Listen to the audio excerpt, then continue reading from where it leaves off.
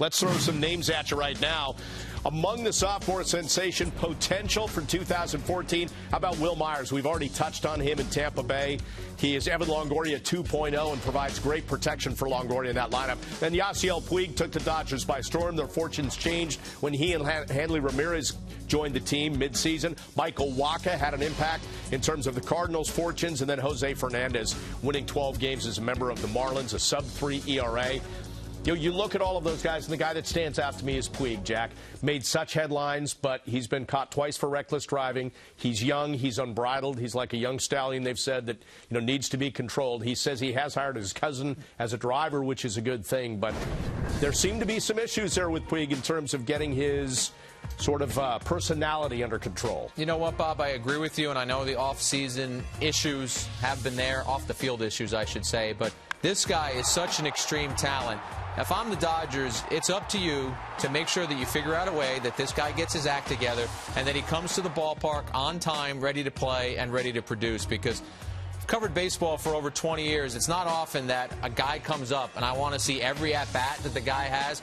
When he came up last year, you couldn't help yourself. You wanted to see what he was doing. When he played at Yankee Stadium, he put on a little bit of a show. So I realize that not everything is perfect in his world, but the Dodgers have to make sure that this guy stays on the field and stays productive. You bring up a great point, by the way. They had Puig Mania last year. You don't often get that because the last time the Dodgers had it was Fernando Mania. That was a long time ago. Yeah, no, Puig is definitely the craze out there. But I think the smartest thing they did this week was to give Don Mattingly a 3-year contract, because now he has the standing to go to Puig and say, look, we're going to do things my way. I'm the sheriff in town. I'm going to be here for a while. So are you. So why don't we just do it right? Let's coexist, because you're going to play with my rules. I am the manager. I'm the sheriff, and you can't pull this act like last year. He's an immature, volatile guy.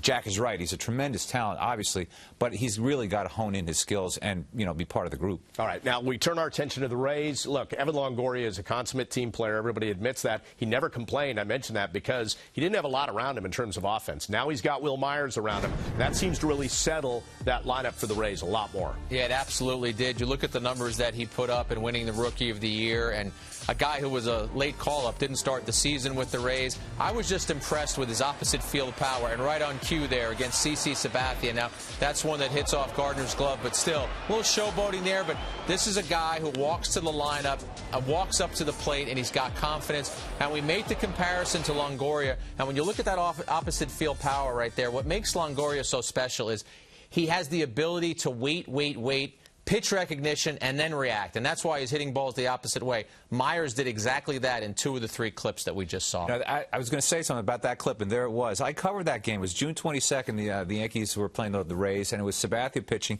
And it was a 6th inning, and he had Myers 0-2. And he decided he was going to throw a fastball by the rookie. He was going to teach him a lesson. And he could not strike Myers out. Finally, Myers timed him. He saw enough of Sabathia's fastballs. Boom, grand slam, took him over the wall. And that really impressed me. June 22nd, 6th inning. What were you wearing? What time was it? I looked it up. I had to look it up. But I remember the home run thinking, this guy's got a real future. He just taught Sabathia a lesson instead of the other way around. All right, speaking of pitching really quickly, we showed one guy, Jose Fernandez there of the Miami Marlins, ended up winning the Rookie of the Year in the National League.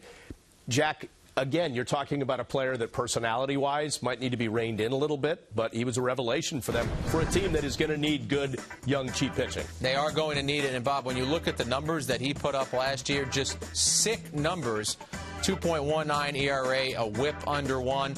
Any team would need that kind of pitching. He's playing in a spot where the Marlins are an under 500 team. You don't know if that organization is going to beef up at all and ever become a serious competitor, at least in the near future in the National League East. But he's a reason to go to the ballpark.